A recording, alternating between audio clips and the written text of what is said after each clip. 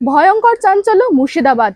মাত্র একটি বাড়িতে চলছিল কোটি টাকার হেরোইনের কারবার। পুলিশের অভিযানে পর্দাফাঁস, গ্রেফতার এক মহিলা, বিছানার তল থেকে উদ্ধার 292 গ্রাম হেরোইন। নমস্কার, আমি মঞ্জিমা, আপনারা দেখছেন সময় 365। ঘটনাটি ঘটেছে মুর্শিদাবাদের লালগোলা থানার মানিকচক পঞ্চায়েতের বিএম পাড়ায়। বৃহস্পতিবার সকালে গোপন সূত্রে খবর পেয়ে অভিযান চালায় লালগোলা থানার পুলিশ। নেতৃত্বে ছিলেন থানার ভারপ্রাপ্ত আধিকারিক অতনু দাস। টিম পৌঁছায় উর্মিলা মণ্ডল নামে এক মহিলার বাড়িতে।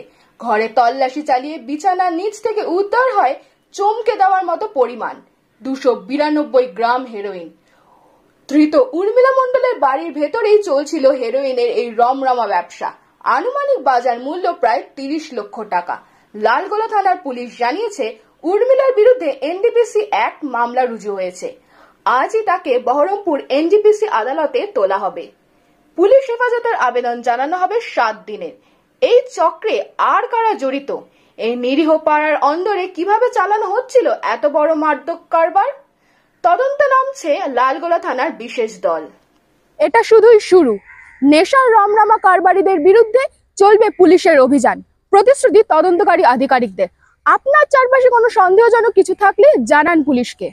পাশাপাশি অন্যান্য খবরের জন্য চোখ রাখুন সময় 365 পর্দায়, কারণ সময় কথা বলে।